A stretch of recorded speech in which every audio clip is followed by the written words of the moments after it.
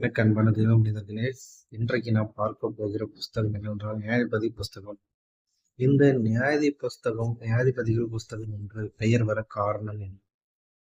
இந்த அதனுடைய ஆக்கியோனும் தகவல்களும் வரலாற்றில் இந்த புஸ்தகத்தின் இடம் எப்படி எத்த எப்படி இணைக்கப்பட்டது, அதனுடைய கால வரிசைகளை குறித்து நாம் தியானிக்கப் போகிறோம். இந்த நியாயாதிபதிகள் புஸ்தகத்தை குறித்தான ஒரு ஆழமான ஒரு பார்வை நாம் இன்று பார்த்து, இந்த புஸ்தகம் உங்களுக்கு வேண்டும் என்றால் வாட்ஸ்அப்பில் நம்பர் உங்களுக்கு கொடுக்கப்படும். ஸ்க்ரீனில் ஃப்ரண்ட் கவரில் நாங்கள் வைக்கிறோம். இந்த வாட்ஸ்அப் மூலிமா தொடர்பு கொண்டு நீங்கள் இந்த புத்தகத்தை நீங்கள் பெற்றுக்கொள்ளலாம். இப்போ நேரடியாக வேத பாடத்துக்குள் செல்வோம். இந்த நியாயாதிபதிகள் என்று பெயர் வர காரணம் என்ன அப்படி என்பதை குறித்து நாம் தியானிக்க போகிறோம். எபிரேய மொழியான ஸ்போட்டிம், அதாவது ஸ்போக்டிம் என்னும் சொல்லுக்குள் நீதிபதிகள் என்பதும் விடுவிக்கிறவர்கள் என்றும் ஒரு 2 பொருட்களை கொண்டு இந்த எபிரேய மொழியானது நேரடி தமிழ் மொழியிலே வருகிறது. அதாவது எபிரேய மொழியில இதனுடைய பெயர் என்னவென்றால் ஷோட்டிம் என்னும் சொல்லுக்கு இணையான நீதிபதிகள் அல்லது விடுவிக்கிறவர்கள் என்று இந்த எபிரேய சொல்லானது 2 பெயர்களை கொண்டிருக்கிறது. சாமுவேலின் காலத்திற்கு முன்பாக இஸ்ரவேலுக்கு எதிராக எழும்பிய பல்வேறு வகையான எதிரிகளிடமிருந்து காக்க தேவன் 13 நியாயாதிபதிகளை எழுப்பினார். அதாவது இந்த சாமுவேலின் தீர்க்கதரிசி காலத்துல தான் இந்த நியாயாதிபதிகளை குறித்து நாம் பார்க்கிறோம். யோசுவாவின் மரணத்திற்கு பிறகு யோசுவா உயிரோடு இருக்கும் நாட்களிலே தன்னுடைய மரணத்தையும் முதல் நியாயாதிபதியும் குறித்து இங்கே எழுதியிருப்பார். ஆனால் இது சாமுவேலின் கைகளால் தான் எழுதப்பட்டது என்பதற்கு இதுவே ஒரு மிகப்பெரிய ஆதாரம். இது சாமுவேலினால் எழுதப்பட்டபடினாலே இந்த புத்தகத்தில் 13 நியாயாதிபதிகளை குறித்து இங்கே தேவன் நமக்கு விடுவிக்கிறவர்களாகவும் நீதிபதிகள் என்றும் இங்கே நமக்கு சுட்டி காட்டுகிறார். இந்த நியாயாதிபதிகள் புஸ்தகத்தில் அவர்களின் பதவி பெயர்கள் நியாயாதிபதி என்று குறிப்பிட வருகிறது. அதாவது இந்த 13 பேரையும் தேவன் இந்த புஸ்தகத்தில் நியாயாதிபதி என்று அழைத்தபடியினால் இது நியாயாதிபதிகள் புஸ்தகம் என்றும் அழைக்கப்படுகிறது. ஆனால் அவர்கள் நியாயாதிபதிகள் என்று அழைக்கப்படாமல் விடுதலையாக்குகிறவர்கள் என்ற அர்த்தத்தில் இரட்சகர்கள் என்றும் அழைக்கப்பட்டார்கள். நாம் நினைக்கிறபடி நியாயாதிபதிகள் சட்டம் சம்பந்தப்பட்ட காரியங்களை மாத்திரம் கவனிக்காமல் இராணுவம் மற்றும் நிர்வாகம் சம்பந்தப்பட்ட காரியங்களையும் நாம் கவனிக்க வேண்டியதா இருக்கிறது. அடுத்ததாக இதனுடைய ஆக்கியோனும் தகவல்கள். தீர்க்கதரிசியாக சாமுவேல் இதை எழுப்பினார் என்பது யூத பாரம்பரியத்தின் நம்பிக்கை. அதாவது நாம் முன்பே சொன்னது போல தீர்க்கதரிசியாக சாமுவேல் தான் இந்த நியாயாதிபதிகளை குறித்து எழுதுகிறார். இந்த நியாயாதிபதிகளின் புஸ்தகத்தை எழுதியவர் இஸ்ரவேலின் மன்னராட்சி ஏற்பட்ட ஆரம்ப காலங்களில் வரையில் நிச்சயமாக வாழ்ந்திருக்கிறார். அடிக்கடி பயன்படுத்தப்படும் அந்நாட்களில் இஸ்ரவேலிலே ராஜா இல்லை என்னும் வாக்கியம் இந்த நியாயாதிபதிகள் 17ஆம் அதிகாரம் 6ஆம் வசனம், 18ஆம் அதிகாரம் 1ஆம் வசனம், 19ஆம் அதிகாரம் 1ஆம் வசனம், 21 முதல் 25ஆம் வசனம். இந்த புத்தகத்தில் சொல்லப்பட்டுள்ள சம்பவங்கள் எழுதப்பட்ட காலத்தின் சம்பவங்களோடு ஒப்பிடுகையில் உள்ள வித்தியாசத்தை சுட்டிக்காட்ட பயன்படுத்தப்பட்டுள்ளது. எழுதப்பட்ட காலமானது கிமு 1045 முதல் 1000 காலப்பகுதியில் எழுதப்பட்டிருக்கலாம். அதிகாரங்கள் 21 அதிகாரங்களையும் வசனங்கள் 618 வசனங்களையும் உள்ளடக்கியது. இந்த நியாயாதிபதி புஸ்தகத்தின் வரலாற்றில் எப்படி இடம் பிடித்தது? இந்த நியாயாதிபதிகள் காலம் கிமு 14ஆம் நூற்றாண்டின் முற்பகுதியில் யோசுவாவின் மரணத்திற்கு பின் ஆரம்பித்தது. யோசுவா 24ஆம் அதிகாரம் 29ஆம் வசனத்தில் இருந்து இந்த நியாயாதிபதி புஸ்தகம் எழுதப்பட தொடங்கியிருக்கிறது. இது கிபி 1051 சவுல் இஸ்ரவேல் அரசனாக தீர்க்கதரிசியாக சாமுவேலால் முடிசூட்டப்பட்ட இந்த 1 சாமுவேல் 10ஆம் அதிகாரம் 24ஆம் காலம் வரையுள்ள 300 ஆண்டுகள் வரலாற்றை இந்த புஸ்தகம் உள்ளடக்கியுள்ளது. இந்த நியாயாதிபதிகளின் புத்தகங்களின் நிகழ்வுகள் தேசத்தின் நிலப்பரப்பில் இருந்த பல்வேறு நகரங்களிலும் பட்டணங்களிலும் யுத்தங்களினாலும் நடந்தவை. சில நியாயாதிபதிகள் ஒரே சமயத்தில் பல்வேறு பிரதேசங்களை ஆளுகை செய்தார்கள் என்று வேதாகம அறிஞர்கள் கருதுகிறார்கள்.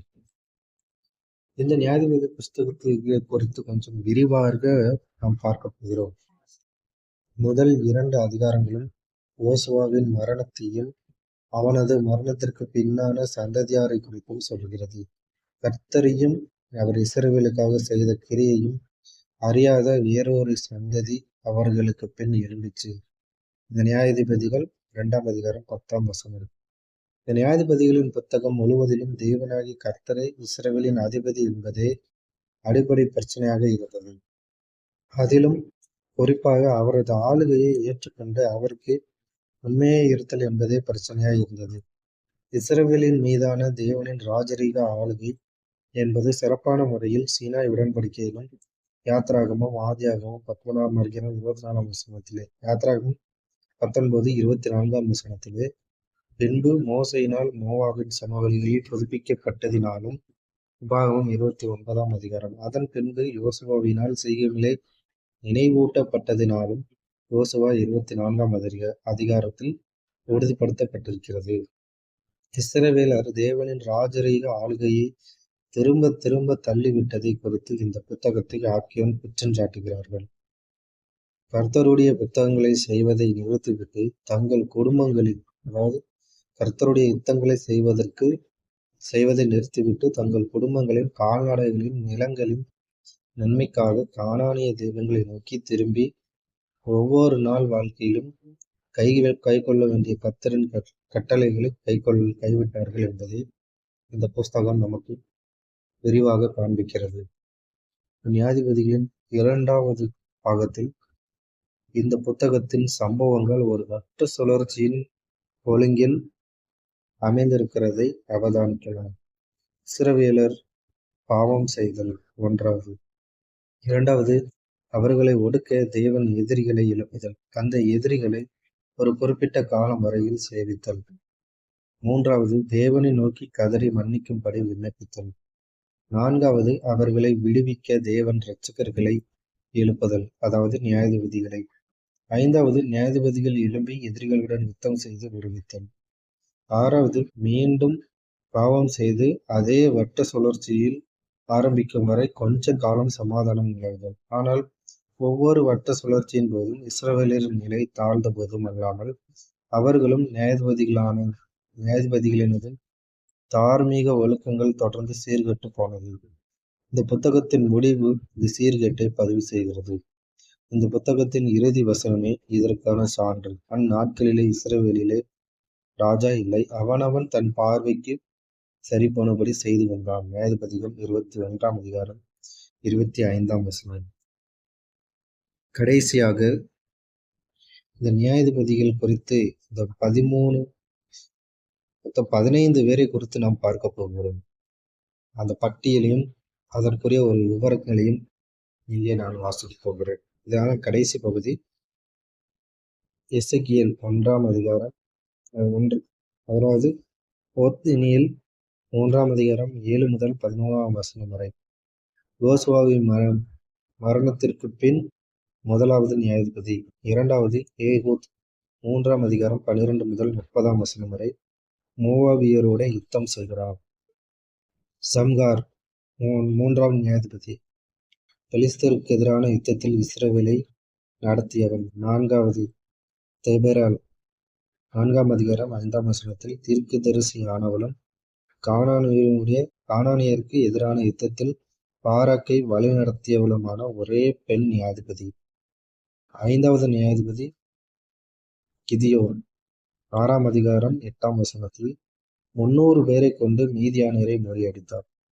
6வது அபிமெலக்கு 9ஆம் அதிகாரம். தந்திரத்தினால் தலைமைக்கு வந்த ஒரே நியாயாதிபதி தோலார் 10ஆம் அதிகாரம் 1 முதல் 5ஆம் வசனம் வரை. இஸ்ரவேலர் 23 வருடங்களை நியாயம் விசாரித்தான். யாகீர் 10ஆம் அதிகாரம் 1 முதல் அதே 5ஆம் வசனத்தில் இஸ்ரவேலை 22 வருடங்கள் நியாயம் விசாரித்தான். யெப்தா 9ஆம் நியாயாதிபதி. யெப்தா 10ஆம் அதிகாரம் 17, 12ஆம் அதிகாரம் வரை. அம்மோனியரை முறியடித்தான். இப்சான் 12ஆம் அதிகாரம் 8 முதல் 15ஆம் வசனம் வரை. இஸ்ரவேலை 7 வருடங்கள் நியாயம் விசாரித்தான். ஏலோன் 11வது. ஏலோன் 12ஆம் அதிகாரம் 8ஆம் வசனம் முதல் 15ஆம் வசனம் வரை. இஸ்ரவேலை 10 வருடங்கள் நியாயம் விசாரித்தான். அப்தோன் 12வது நியாயாதிபதி. 12ஆம் அதிகாரம் 8ஆம் வசனம் 15 முதல் பார்க்கும்போது இவன் இஸ்ரவேலை 8 வருடங்கள் நியாயம் விசாரித்தான்.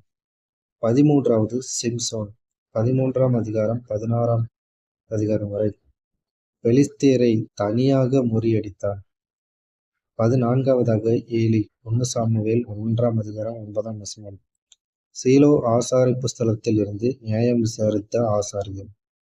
15வது சாமுவேல் சவுல் அரசனான ஏற்படுத்தப்படும் வரை நியாயம் விசாரித்த கடைசி நியாயாதிபதி என்பதை இந்த புஸ்தகத்தில் ஒரு பட்டியலாக நாம் பார்த்துவிட்டோம்.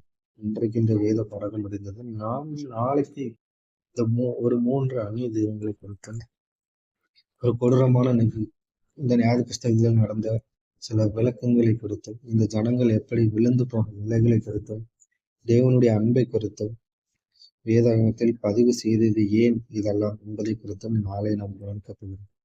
இன்று இந்த பாடத்தில் இருந்து முடிவடைகிறது.